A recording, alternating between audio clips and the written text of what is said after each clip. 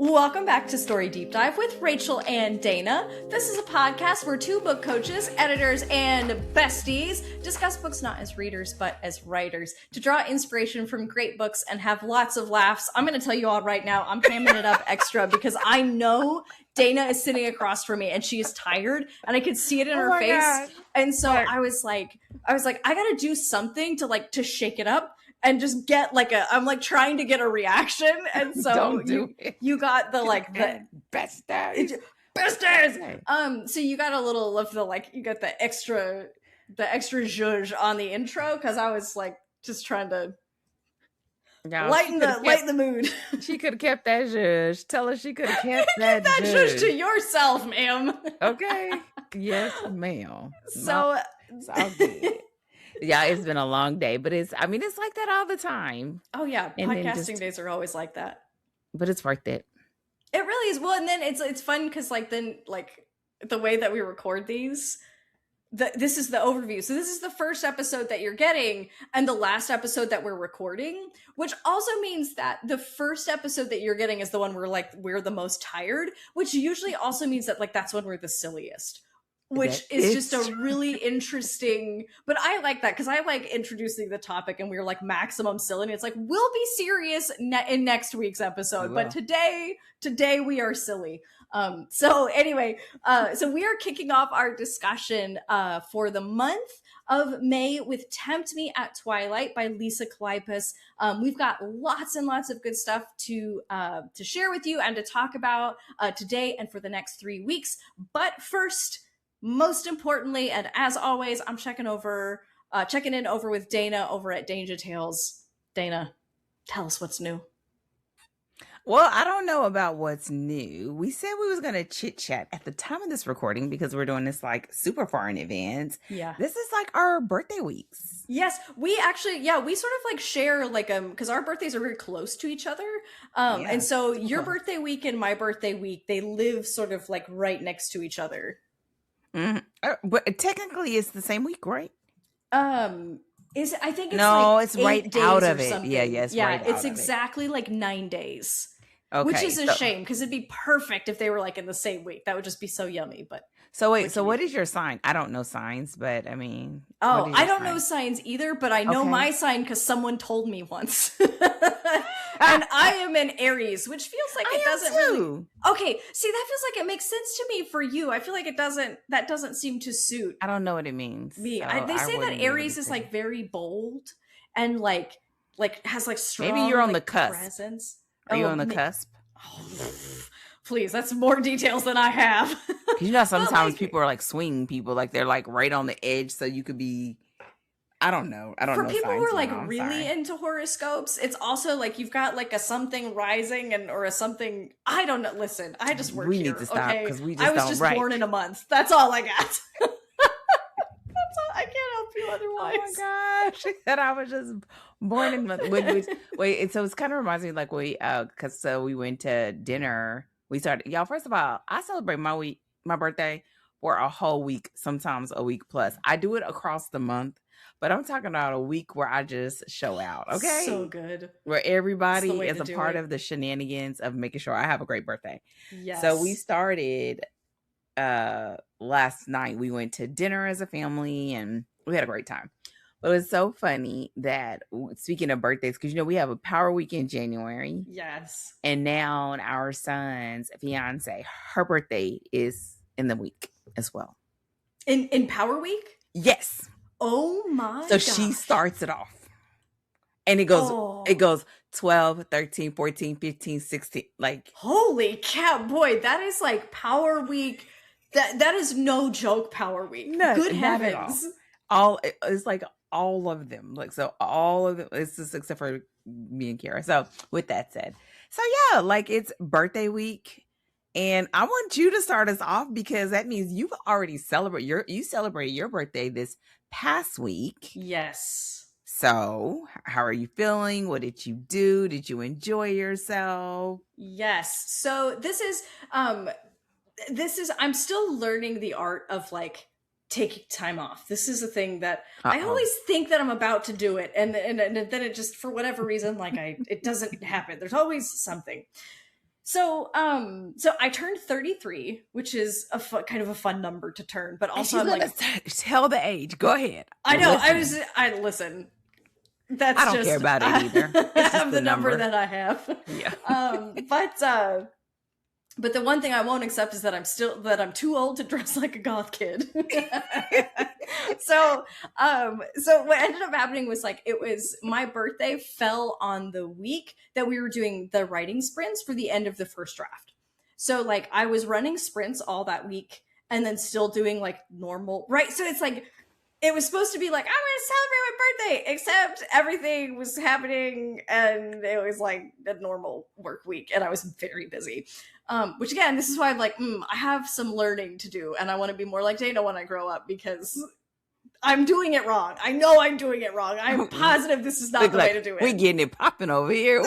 You were already like, we are already party central. Get out of town. And I was like, wait, I haven't slept and I'm working and I'm tired. Like, like your birthday is going to give you a nap. You want to take a nap. Right. And so I was doing sprints all that week as everyone was wrapping up their first drafts. And then I hosted 2 days of like special events on Twitch to celebrate my birthday. Now that was actually like, even though it was like a lot to coordinate, it was super fun because I basically brought in like several of my like streamer friends and we just played group games, right? Like we played co-op games and it was loud and it was chaotic and it was fun. I had a great time. And I need to watch the replay. Catch a little bit of the black lipstick action. And then we took a day and like went out to like bookstores, which is like very much like, that's very, yes. This is exactly, this is always like baked in as a part of the birthday experience. It's sort of like, oh, this is my excuse to buy like whatever book I've been thinking about buying. Like this is the time. So we went across the bay. There was this like big used bookstore there. And then there's also the nicest Barnes and Noble I have ever been to is across the bay. It is like super huge. They have an amazing selection. I've been reading this book from Courtney Mom. It's called Before and After the Book Deal.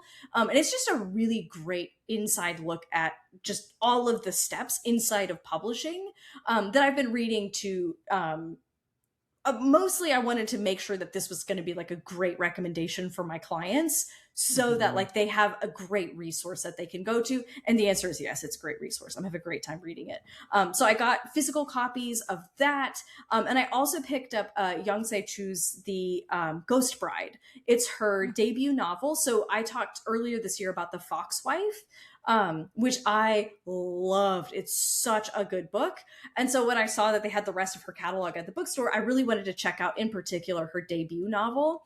And it's similar to The Foxwife in that it's like a little bit murder mystery, a little bit magic, a little bit folklore, which is like all of my favorite things inside of a single book.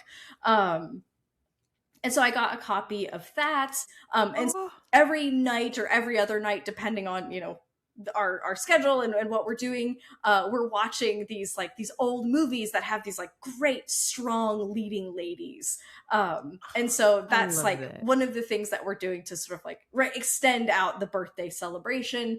And this is in keeping with my personal goal for 33. This is how you guys are going to know that I'm a tragic character, and not someone to be emulated most of the time. My goal for 33 is to like have fun. Like, it's like, okay, I need to learn how to have fun in my life because I work all the time. I think about work. I stress about work. And when I'm trying not to think about work, I'm stressing about work. And it also like, it's a real, like, if I just want to bring this around to be relevant somehow to our writers who are listening, let me tell you, it puts a real damper on my creativity. Okay. Because when all that stress is following me around all the time, so that even when I show up to writing, which I love doing, I'm still working on my novella, like I'm making progress, but there's always this like secret, like in the back of my mind, like pressure, right? Of like, oh, we got to make sure we make progress. We got to make sure we get stuff done. And it's like, there's like just stress that follows me around. And I exhaust myself through the week. And even when I show up to write, there's like sort of that like creepy stress in the back of my mind that's just always there. It's not good for you, ladies and gentlemen. It's not good for you. And it's not good for your creativity. And I know that it's like slowing down my creative process because when you're carrying that much stress all the time, it's not good for your physical health, it's not good for your mental health, and neither of those things are good for your creativity. And I know that that happens to me. So my goal for the year being 33 is like, I need to learn how to have fun. Like I need to learn how to lighten up and have more fun. And this is my goal as a human being for 33. Okay. So this is what the whole birthday experience is. Well, first of all, I love that he has movies to try to give you some inspiration. What is the plan, ma'am? Because you saying you're going to have more fun. You got to carve out time to have fun. Yes, you got to, what you going to do? I don't know. Here's the thing. Here's the problem. Okay, so like I know, right? And I'm starting to like, okay, how do I build in my rest times, right? Like how do I build rest into my schedule? So like kind of like step one, like baby step is like, how about we build time when we rest? How about we start there? We'll get to having fun once we've like stopped cramming crap in our schedule. Let's start there. Well, I mean, you don't have to go out to have fun, but if you think going out is fun, then you have to go out to have fun. Yes.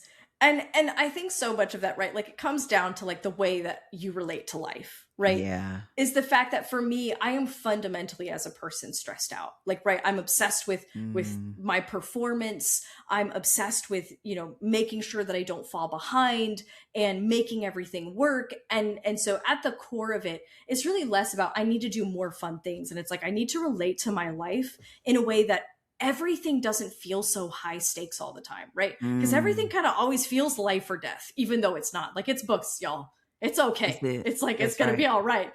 But that, like again, it's that internal pressure that shapes the way that I relate to my life. And I know that that's something that's like, ooh, no wonder I'm stressed all the time because everything feels like the stakes are way up here when they're maybe not even down here, right? Like maybe there aren't actually stakes at all in the first place. And so it's really more, I think, about the way that I engage my life as a person. I'm gonna be checking in on you because, girl, you act this way too serious. I'm gonna tell you, being inside my brain, it's a hellscape in there, and I don't recommend it. I wouldn't. Okay. I wouldn't choose it. You gotta choose this. It's yours. I know. That's why we're trying to clean it up in there, man. We're trying to get this thing together. Oh Lord, I need to give a Trevor because, girl, we can't be letting you run things over there. No, you really shouldn't. I'm not allowed to be in charge of my own life. This is not good. So before we talk any more about what a disintegrated individual I am, how about you tell me about what's going on with your birthday and what you got on deck? Girl, I don't know what you doing over there. We doing all the things, okay? Because I'm having fun. I don't know about her.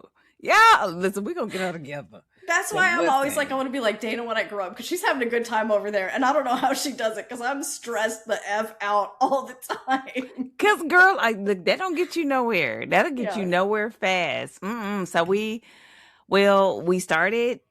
Well, my birthday is April 4th. So it's coming up at the time it's recording, and I have less than a week. And we started with our family going out, just the immediate family going out to dinner last night, and that sort of was the kickoff. But we had our bonus grandbaby.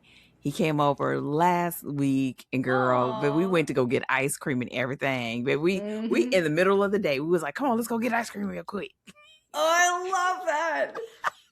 And it was so good.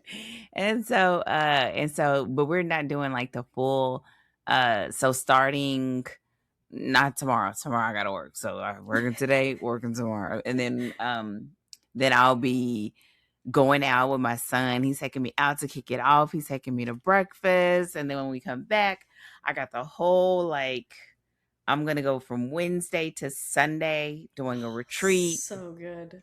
Listen, I've been having packages on the doorstep all week.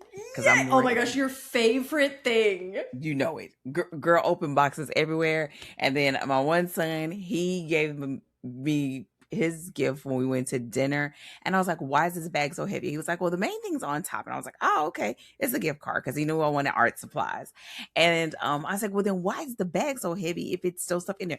Girl, he gave me Dr. Pepper's, hot tamales, Twizzlers. Yes. And then Listen, you know, y'all, if y'all don't know, we don't eat a lot of junk food. We don't buy it because if it's in the house, we're going to eat it.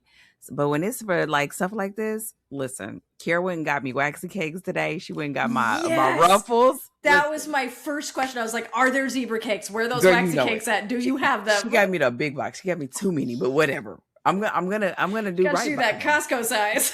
Girl, I was like, for real, like they're huge. But you know what?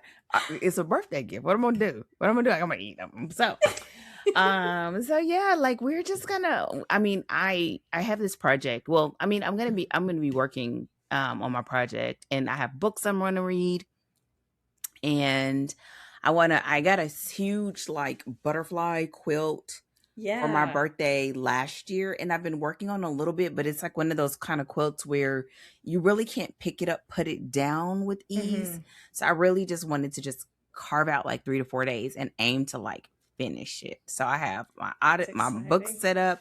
I'm gonna set up. Kim got me set up so I can watch movies. And girl, when I do this, so good. And they take care of all of my meals, so I can just eat, and he'll just go get my stuff. Listen.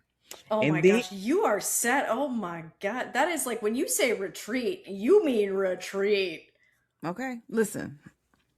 And so what else? And then Saturday is my actual birthday.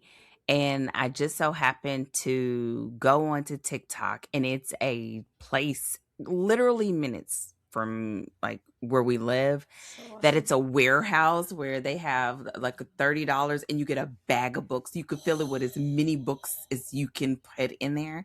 So I told myself, I'm like, I want a bag, and I want a bag for you, for me. Yes. I want 2 bags. You're getting a bag, but just know that what goes in that bag is also for me. Girl, I don't even know what's going to be there. I'm going to be just putting stuff in there. It may turn into our books. It may turn into our journals. It may be books I want to read. I don't even know. And so we're going to get up early. We're going to go get coffee. We're going to go get books. Then we're going to come back and drop off our loot. And then we're going to go to all my favorite places I like to go to on my birthday. Yay. Girl, it's going to be, you need to just come here because you don't know. But listen. I think that's what, next time, maybe next birthday is like, all right, Dana, I'm going to be adopted by Dana. And she's going to show me how to do it. Listen. She's going to teach me how to do the birthday. And I don't even be doing nothing. I mean, I do stuff, but I don't want to do nothing. I mean, I don't want to do too much. You're not like booking a hotel. Like you're literally just like actually taking time off to do things that you like doing, right? Like it's literally like spending time with your family, getting your favorite foods, and then like quilting. And like all of that is like, you're not even leaving Houston. It's just like embracing like what you have, like where you are, and taking the time to do it. And that is like, you can do it. But here's the thing that you're doing now is the first steps to that. Because my thing is like, even the kids were talking about it. It's so funny when we were at dinner, and they were just like, we remember like how you always have all the stuff for our birthdays, even though we had so many birthdays back to back. Everybody had their own stuff. Everybody had their own cake. Because I used to share my birthday with people, and I hated it as a kid. Yeah. So we used to have all the cake, all the stuff. Everybody had their own stuff, and it just I just love birthdays because it is your day. It is your day, and so and listen, they know it. I'm like, listen, but do I need to make a list? Do y'all need to know what to get? Yeah. And then since the kids have grown and moved out, and I have my own space, and I used to go to do stuff. Kima we would go to a resort or a retreat place or something like that. But now that I don't have to, I can just go right across the hall. Yeah. Just don't even have to open the office door, and that thing can stay closed. Listen, like, I don't even gotta keep the door. I just go. I don't need, because listen, ain't nobody gonna go in there but Boogie kicking him out. He the only one that's trying to bother me. So just going and just learning how to just celebrate yourself, and then I get myself good gifts, so that's good stuff. So and then like I'm on this like new journey. Like this year I will be 48, and then I'm like I have 2 years until I'm 50. And I just want to take advantage of those times, girl. I want to go into 50 like actually here. Oh, so it's gonna be like, ma'am. I have arrived 50. You're lucky to have me. Okay, come on. But that's so crazy to me because, like, honestly, in my mind, first of all, you don't even look like you could conceivably be approaching 50. Like that feels completely impossible. And number Girl, I two, am. I always like, again, in my mind, like, I know that you're older than me because you have life experience that I do not have.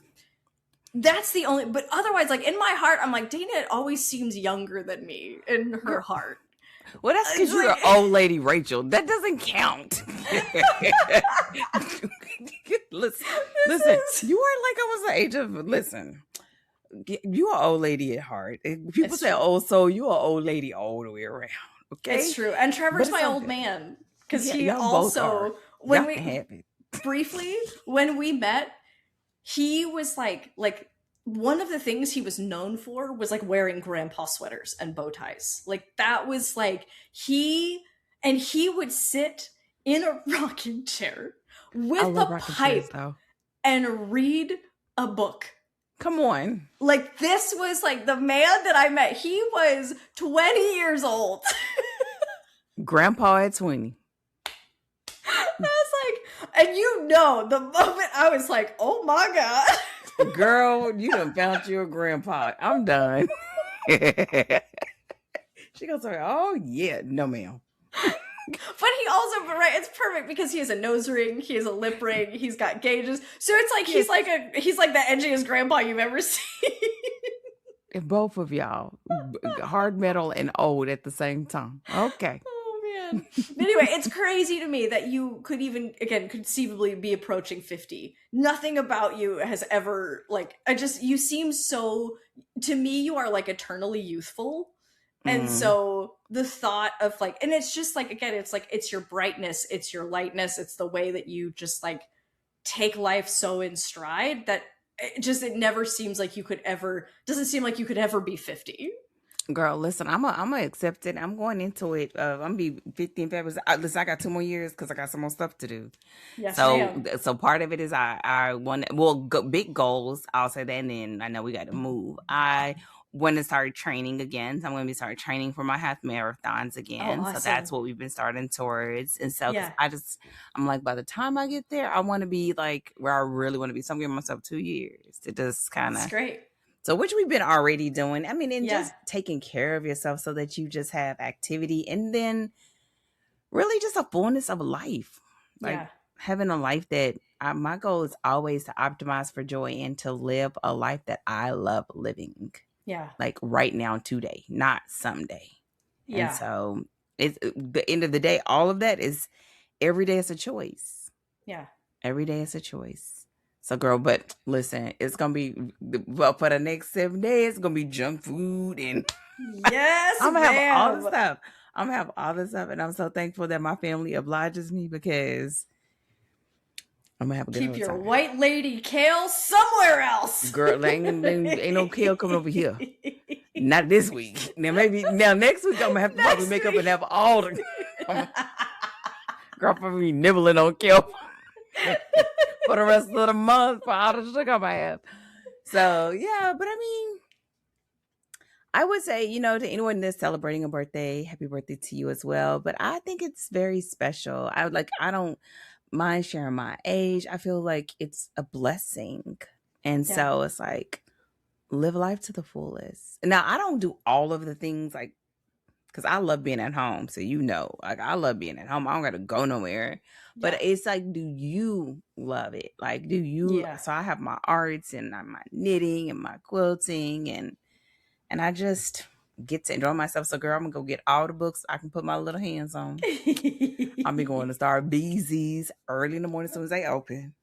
Look, I'm gonna be doing all the stuff, girl. I'm gonna be having all kind of sugar rushes because I'm going to go get nut and bunk cakes. Like I'm gonna get all. That was gonna be stuff. my question. Is like because I know one of your you were like we're gonna go to all my favorite places that I like to go on my birthday, and I was like, is nothing bun cakes on the list? It is always. I gotta go get my little cake, a little bunk cake, as if I'm not gonna have enough junk food here, but it's just for one day. Yeah. So we're gonna go, and then we're supposed to go eat because we have some like a place that I really like because they have turkey burgers since I don't eat beef and I've been wanting a burger. So we just go and just like honestly we go so long that by the time we come back, we are so sleep. We're ready to go to sleep. I bet. So I'm just gonna have a great time. And then other than that, quilting and everything. And then just doing light stuff for work. So pretty much off. Yeah. I mean, I'm gonna have to check, just make sure Yeah. everything's okay. But yeah, I'm gonna be doing a daggone thing. I'm a party for Yay! me and you. It's Yes. technically not a party. It's just It's a grown party woman by vibe. your standards. Yes, it's a grown woman vibe. You know what I'm That's saying? right. Yeah. I'm just, you know what? Yeah, you party enough for the both of us. I'll catch up. Just you wait. Man, 34 is going to roll around. You're not going to recognize me. I'm going to hold you to that. Listen. Oh, man, you guys know. Okay, so we're going to be podcasting in a year. Come on. My birthday's going to be coming up, and she's going to hit me with the. In February, she's gonna hit me with this. So, what are you planning for your birthday? You got that plan locked down? You got your time blocked off? What do you got going on? And then I'm gonna be held accountable for the things that I said this year. So to have a real break. I can do it. Oh my goodness, you can. You totally can do it. If you don't, I'm gonna do it for the both of us. That's right. Yes, ma'am. I'm gonna tell you about it when I'm out doing it. And then if you keep making me jealous enough, maybe eventually I get my butt up and I do it right. Girl, then I'm gonna be, because we're gonna be off to something else. Then you're gonna be like, dang. I'm gonna be like, girl, watch me. Watch me. All right. So, thank you everyone for joining us for a little bit of just casual birthday chat. And I hope that this inspires whoever's listening to do something nice for your birthday and to celebrate yourself and to embrace life and live it to the fullest and live it well. And celebrate that getting older, like you said, is a privilege, and that we have the opportunity to be alive another year. So let's go ahead and dive into our overview of Tempt Me at Twilight by Lisa Kleypas. But before we do that, would you catch the people up with a summary, Dana? I sure will. Tempt Me at Twilight follows Poppy Hathaway, a young woman who longs for a quiet, respectable life and believes she found it with the perfect, well-mannered suitor. But everything changes when Harry Rutledge, a powerful and unconventional hotel owner, becomes determined to have her for himself. After a scandal forces Poppy into an unexpected marriage, she finds her carefully planned future turned upside down. As she adjusts to life with a man who is as captivating as he is dangerous, Poppy must decide whether to hold on to the life she thought she wanted or risk everything for a love she never saw coming. Perfect. Okay. So for today's discussion, what are some of the overarching topics that you want to hit? And then I'll kick us off with one of the questions I have for our discussion as well. But hit me with those big topics. I think we sort of cover everything really well in the other episodes. The kind of what rises to the top is the fact that this is an interconnected series. And so we see some really great demonstrations of that. We're going to talk a little bit about the fact that this is a historical, like a Victorian romance. So we'll talk about that a little bit. And also, this story, and I didn't have this on my notes, but I guess the one that I did want to talk about, which is this story has a lot of very modern tropes that is done in a way that shows how tropes really are just, it holds it all together. Like you have some really great ones that we see a lot, but she did a great job of sort of just doing it and still making it very relevant to this time and to this era. And then the final thing that I have is that this is one of my favorite. I say this in every episode. This is one of my favorite romances, y'all, for real.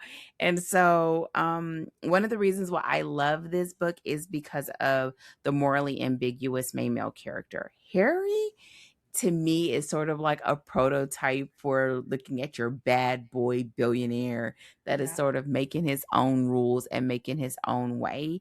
And that is one of the reasons why I really like this story. I read it a lot. I read it almost every single year, and I've done it since the book came out. So close to 15 years. And so this is another one of my books that is on repeat. And that is one of the reasons why. What about you, Rachel? So good. So one of the things I want to talk about in sort of connection to the fact that this is part of like an interconnected series, is just Talking a little bit about the angle that Lisa Kleypas brought to this book. So I watched an interview with her where she talked about, the things she likes to explore. And I think that, so she really likes to explore outsiders and what it is to be an outsider in this time period. And I think you see that so much in this story. And I think kind of having it in the back of your mind as you're reading, or if you go back and read it again, like it kind of just adds that, like, oh wow, like she really like is digging deep into something here. So I'd love to talk a little bit about, sort of this family of outsiders that she has, that is the framework that she uses for this interconnected series as we follow these different family members. And then the big thing that I want to start with is asking you, just like you said, about historical romance. Because so we've done one other historical romance before, and I'll just go ahead and launch right into the question. And we did that with Indigo, and so we've got something a little bit different here with something more like a Regency or maybe a Victorian. I'm not 100% sure which era we're in, but what? So for someone who would like to write historical romance, what are some things that they should keep in mind if this is the like the subgenre or the niche that they're interested in writing in? Well, I'm going to first of all say make sure that you're reading your niche, because I'm not the part, like I'm not the historical romance guru. I'm the person that when it's time and I'm working with someone that's doing it, I know how to read and get myself caught up so that I do what I need to do. But there are some things that are consistent, right, when it comes to historical romances. So I would say number one, be very aware of the time. I believe this is Victorian. Okay. I didn't look it up, but I believe it's Victorian. But you want to know that. I don't need to Yeah. know it. I'm not writing it, right? I'm just reading it. I just want to see Harry show Yeah. out, you know. But you want to, you need to know and understand what the differences are and why readers pick one over the other, Mhm. right? The historical that we had before was totally different, being that it was in the US. And so Yeah. there's so many different things. And what comes with selecting that time, like the culture, the Mhm. syntax.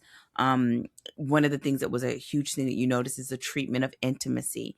Mhm. Even in the way it was like worded and sort of um very wordy and Yeah, not and like as on the graphic. page, Yeah, yeah, yeah, it it's felt like on the page. Yeah. very specific turn of phrase and a way of speaking about it that doesn't feel over modern. Mm-hmm. Mm-hmm. And I think the other part of when it comes to culture, which was a big part of this, is just like everything from courting and especially because it's a romance. I mean, that's the Mhm. foundation of the story. And what's at question around that. Because the reality is, if you're picking it for this time, it should connect with the genre that you're selecting, right? Yeah. That's where you get the most use of making that decision. And so how the time in that period intersects with them finding their happily ever after. Mhm. And so those are the big things I would think about: the time, the culture, the syntax, the treatment of intimacy, and understanding everything with culture, clothing, Yeah. um norms, all of that. Yeah. And this is why normally you'll find nowadays you're starting to see some people that are doing both contemporary and historical. That wasn't Mhm. as common before, but now it is a little more common. But this is why you'll normally see writers that when they pick this time or this era, they stick to it. So they Yeah. really can, the things that they learn and the research that they use, being able to continue to use that and sort of use it as their landscape for their stories. Yeah, yeah. So really it's, which, and this is going to be true for any type of historical fiction. If you are going to do something historical, like so much of this comes down to do your research, right? It's like making sure. And so you're even looking for, because I think about, when you talk about clothing, so making sure that you're describing the right kind of era specific clothing, and giving it the proper names, because usually, and we talked about this a little bit off, like off recording, people who read historical romance, like that's one of the things that they're looking for, That's why they and those pick are it. things, like those are details that they care about. And so it matters, right? Because this is a part of like sort of like your genre, your subgenre expectations, that like your historical romance readers, like they care about those details, they care about them being right, and they care about them being handled well. And so really making sure that you're in the right era and you're using the right, like that you're using your research properly and making sure that you've covered those details. And also like just like you talked about the syntax, making sure that the voice of the narration, and that's going to go like double triple if you're in first person, right? Because then if you're narrating in first person, then you have to filter your narration through the lens of a person in this era. And so making sure that that's not over modern and that it doesn't feel like like discontinuous with the era that we're in. So we get modern turn to phrase in a historical setting, because that's going to sort of break the effect of the story and feel sort of disruptive. So that's I'm dealing with this with my historical fiction, like my current historical fiction client, where it's like, oh, like you can't like, he caught out that he was like, oh, I said that this person likes to be in the spotlight, but there are no spotlights in this time. Like, you know, you got to like pull that stuff out. So it's like, I mean, it's that like minute though, right? Because we have a way of thinking that is very, very modern, because that's the era that we're in. And so a lot of times we'll pull a turn of phrase without thinking because it's so natural to us, and you kind of got to look out for those things. And so that's one of the phases that we're in. Fortunately, he has beta readers who are history buffs, who are like his history like resources. And so I do like, if you can find, you know, beta readers, people who especially like are knowledgeable in this era, those are like, I'd be turning to those beta readers to make sure that you've got your continuity, timeline wise, your logic, your turn of phrase, to make sure that all that stuff is nice and tight. And that's what we've got going on in our historical fiction right now. It's like, okay, we got to make sure that like we don't have anything that's like,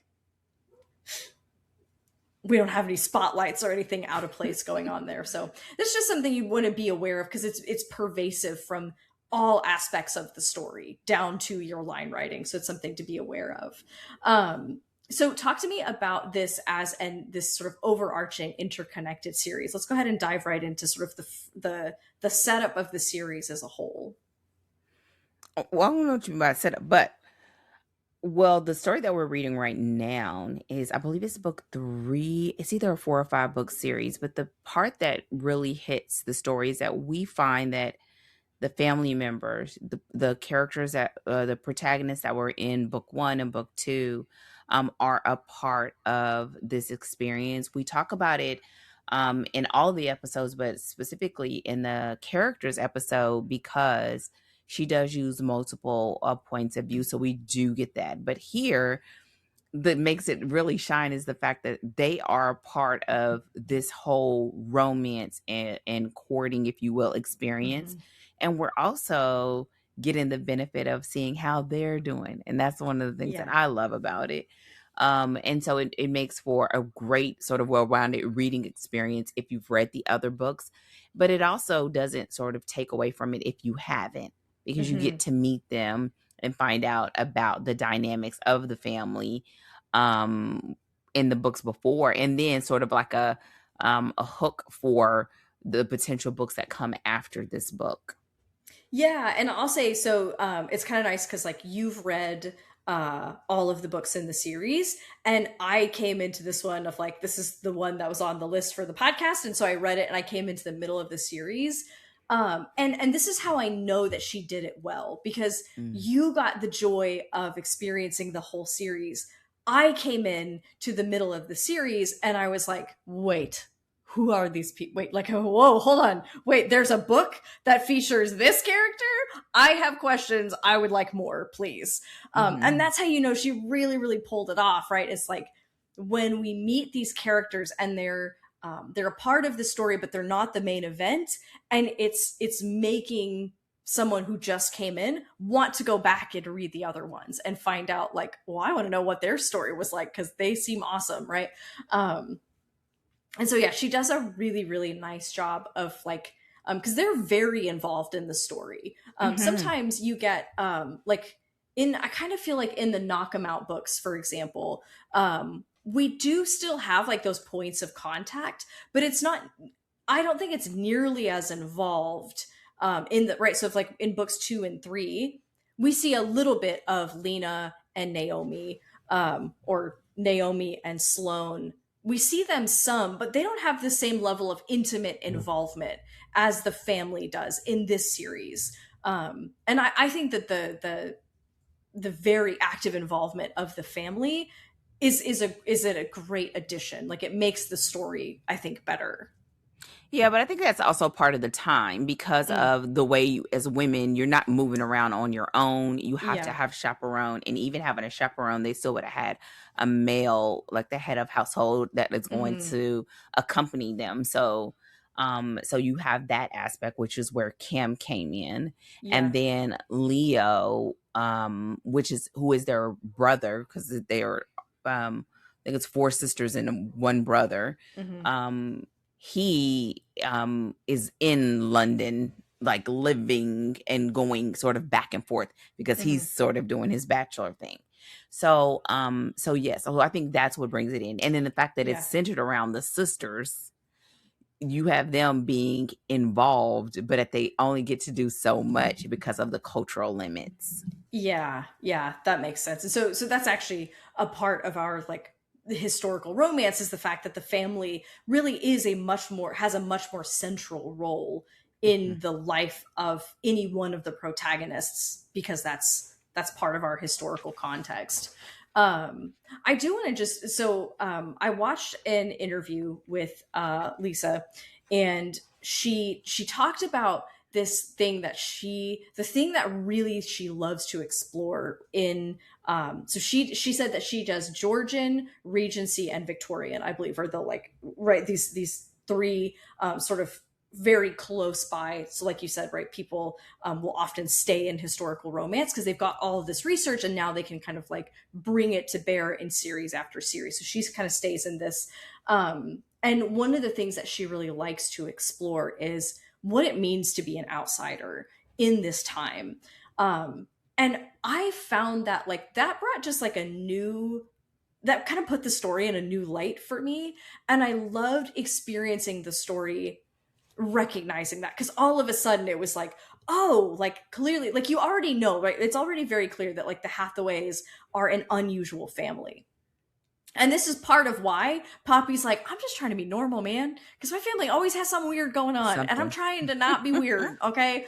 Um, and but what ends up happening is it creates this sort of like this unity across the series, right? Not just unified by the fact that we have a family, but that everyone in the family, this whole family, is like a bunch of outsiders.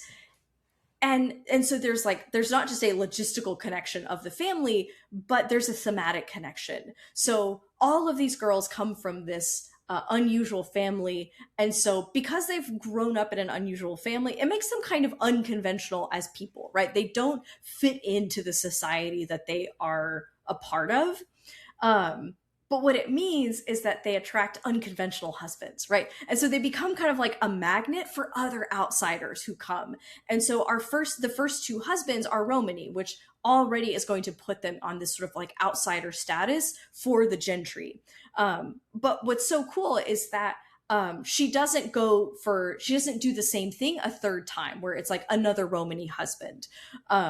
Instead, we get Harry Rutledge, who is American, and he's a businessman, and that's how he's made his fortune. Which in this period, right, if you worked for money, you're nouveau riche, it's gauche, right? We're like, you had to work for your money. That's You're not really rich, you're sort of like fake rich, right? This is the approach of gentry in this area, in this era. And so the fact that we get a different form of outsider who gets kind of brought into the family, or who has the family foisted upon him because he was not trying to be a He part of wasn't. the family, creates, again, it's like it creates this thematic unity across the books, which I think is so wonderful. Like it's such a great way to make the books interconnected across multiple axes of the stories, and of the like the way that you're looking at them, if that makes sense. Yeah, and I mean, I agree. I mean, I can see that. I didn't see the interview, but I will say that you see it even more in the other books, right? You see it even more now here because of his independent wealth. And it's something that he states, right? Like, you need somebody that can make decisions for themselves and that can move for themselves because he's self-made. It makes a difference, and it makes a difference in this culture. It also makes a difference in how, in the end, like, Poppy's life will really be, and what her, if you will, her guardians, because her sister is the one that was taking care of her, and her sister and her brother, but that was their guardians. That's what they wanted for her. It was like, if you can't give her that, leave her alone. Yeah. And we're about that 100%. So absolutely, I can see it. And you see it in the other ones, even with Maripin, and sort of even some of the pushback because of the cultural differences. And the only reason why they accept Cam is because he's wealthy. But if in any other circumstance, it would be they would shun the family because they have this dynamic in their family. But they're like, we weren't a part of society anyway. Yeah. They're like, we could take you or leave you. So listen. But which they're again trying. is like, this like interesting like shift in the power dynamic as well, right? Of like, they're trying because they have to be, because because of inheritance, because of the way that the system works, they're foisted in this environment. But they've never been on the inside, so there's almost like in certain ways there's nothing for them to lose when it comes to their reputation. They're like, they already think we're weird, like what's the worst that could happen otherwise, like we'll be fine. And again, it creates this really tight bond between them as well, because they all share this in common, and so it makes that family connection even stronger. And I think it also does something on a greater scale, which is you're aiming to make something relatable that may be a stretch for people. Yeah. Right. For somebody to read the book in, 2026. And I think it's set in, I don't know if we actually had a date, probably in the, 1852. Right. Like, how much relating can we do? But at the end of the day, people are people. Yeah. And we all want the same things, to have family, to be loved, to be protected, to be accepted for ourselves. And then ultimately for them to continue in the way that their parents raised them, being women who have opinions and love to have conversation and talk about technology and politics that was unheard of. That makes them sort of like the weird girls, the odd women there.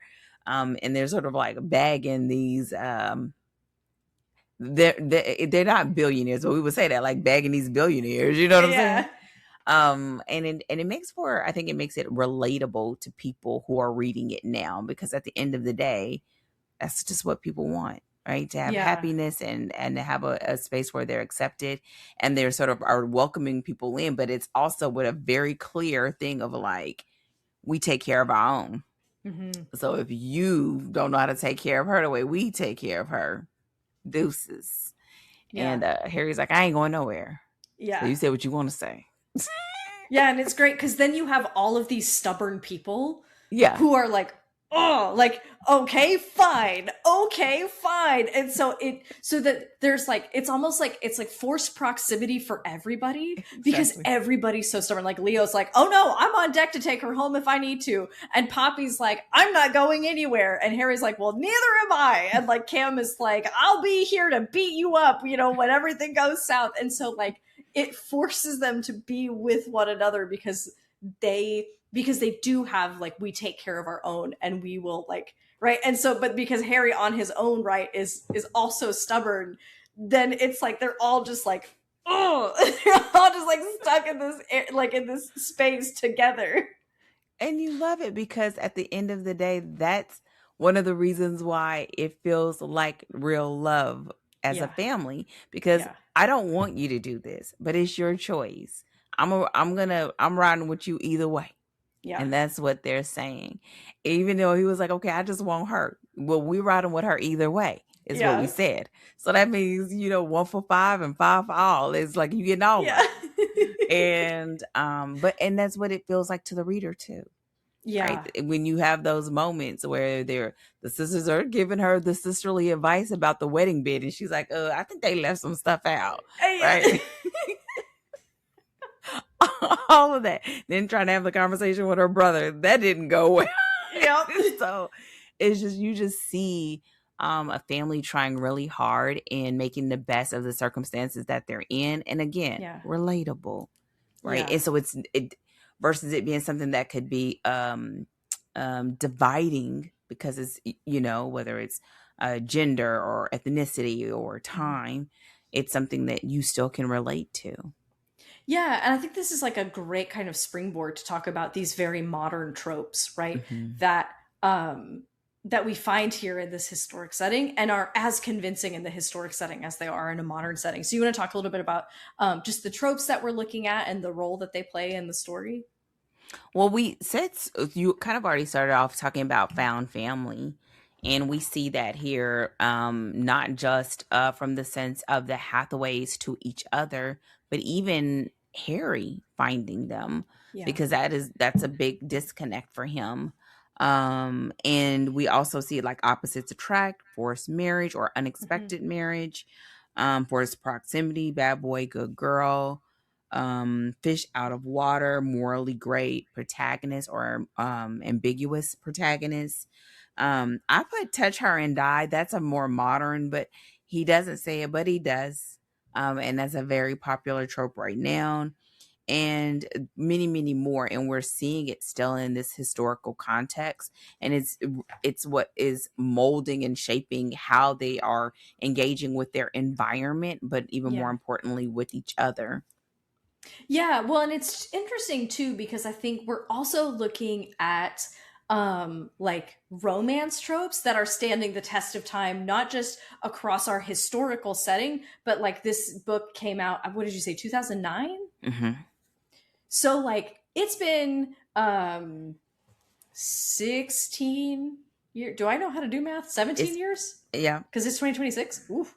So like, but we're looking at like almost 20 years. And this book like has all of those tropes and it works now. And we love reading it now. And those tropes are still working 20 years later. Those tropes are still like doing, and the tropes do, and we'll talk about this in plot. The tropes have to do a ton of work in this particular story. And they're able to do that work, right? And it's like it drew an audience, it endeared an audience, and it still works now. And so I think it's also kind of like a testament to the timelessness of a lot of these tropes, right? And it goes back to what you talk about with universal fantasies, right? Like it's because these tropes kind of touch on like these things that are fundamental human desires and experiences. And so it's cool to see that almost 20 years later, like we're looking at tropes that we see in stories coming out in 2026 now. Yeah, and that's why whenever people start choking on the tropes, listen, don't do it, because it's historically sound, right? Like, I mean, you can go as far. I mean, that's why we can go and say go all the way back to Pride and Prejudice, right? Like, that book has 1 trillion tropes. And what it does is show you how in this genre that those patterns are familiar across books for decades, hundreds of years, and how you can utilize them. And here we see that you're just being able to tell it in a way that is very unique to this environment and this family and this setting, but still do exactly what readers are looking for in those tropes. We want to see that. And we want to see that dynamic. And so, yeah, definitely great ones. Yeah, I think, and I think that this is true of like so many things in stories, right? Because stories follow patterns. Like that's, we have these patterns of stories that we know and that we love. But what makes each experience individual is how you specifically apply it, right? Like how you specifically do it in this world for this character in this environment, with these other characters as a factor. Because I was having a conversation with a student about like she was like, oh, like I feel like this arc is cliche. And it was like, and then she explained it to me and it was like, no, like you're talking about someone who had an experience in their past and that's coming to bear on their present. Like, and they have to grow. Exactly. And it's like the reason that your mind is reaching for, is like passing a judgment on it that it's cliche, is because it's a pattern that we've seen before. Because exactly, like, that's how life is. That is like, when we have formative events in our past, they inform the way we go forward. But and what that looks like for individuals, right? Like how someone interprets that event.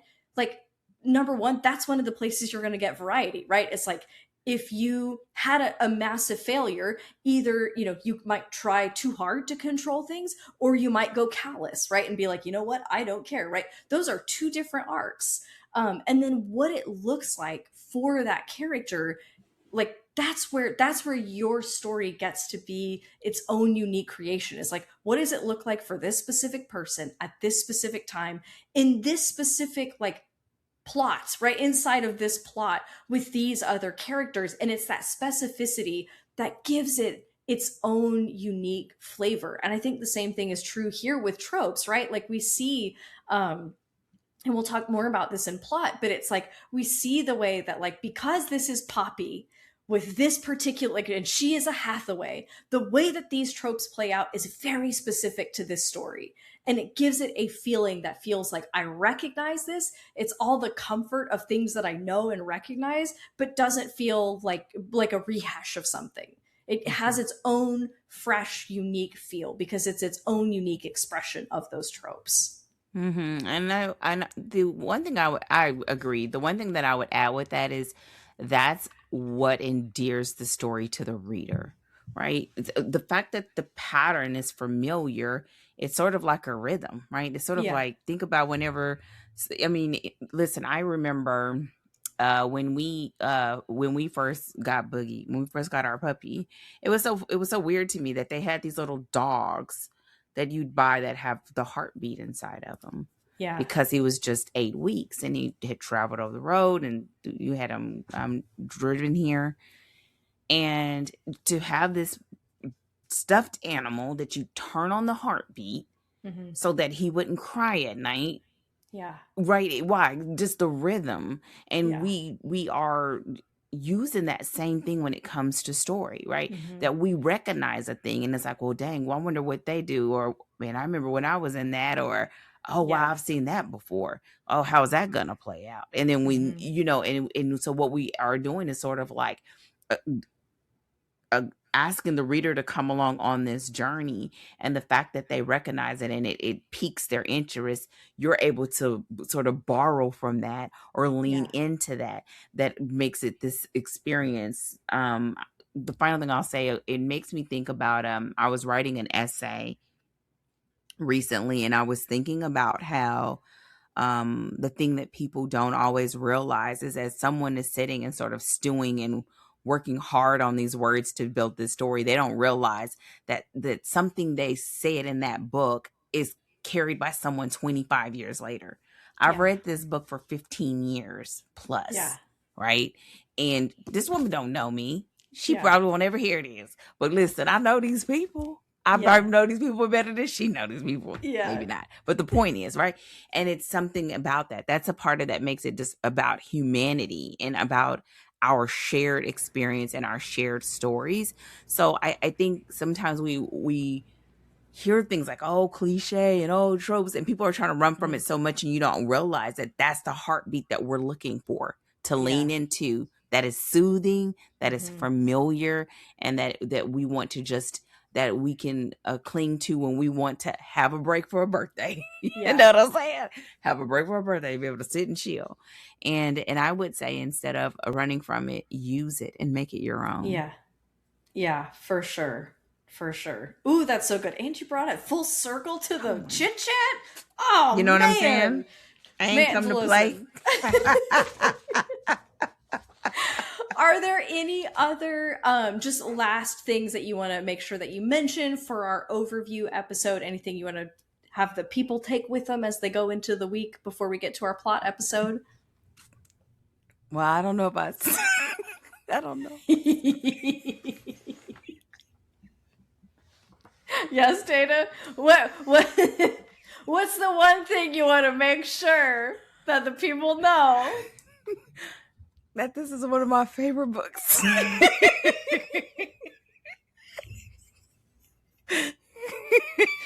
We have got a full house, all 4 episodes. If they don't know it by the end of this 4 weeks, they're never gonna know it. They're never gonna know it. I heard that giggle and I was like, I know where this is going. I had to. Well, I will say this. We didn't say it here, but we have said it. I mean, I am going to say that every episode. But we do point out that this book was written in 2009. And we also are going to point out that there are some things that we wouldn't necessarily recommend. However, there are so many things that we would, that this story just does really well. So I just want to say that in general as we move forward, because if you haven't made it to the other episodes and you pick it up and you start reading it and you're like, wait a minute, just know that. Yeah, absolutely. Perfect. Yeah, and we'll go more in depth on that, both in plot and characters, just so you can so that that this this book was written almost 20 years ago, and so the genre and the expectations have just changed since then. And so those are things that are so helpful to know when you're going in and looking at older books, right? When you're like, oh, okay, cool, this is not a genre norm anymore. And those are just things that you like to know if you're writing in 2026. Exactly. So awesome. Well, thank you everyone so much for joining us for our overview of Tempt Me at Twilight by Lisa Kleypas. Next week, we are going to dive into plot. We have a great conversation coming up for you. Until then, don't forget to visit us at storydeepdive.com. You can find out more about Dana, more about myself, and also find the complete show notes for every episode. You can follow us on your preferred podcasting platform or subscribe on YouTube. For anybody who's watching on YouTube, hello. Don't forget to leave us a thumbs up, and please do comment. We'd love to hear your thoughts on this book. Yeah, that's right. Give him the heart. Hit him with the millennial heart hands. Come on. You betcha. Personal favorite. Be sure to leave us a comment. Let us know what questions you have. Let us know what you thought about the book. We'd love to hear from you guys. And yes, so we will see you guys back here, same time, same place, next week. Plot, Tempt Me at Twilight. We look forward to seeing you there. But until then, as always, happy writing.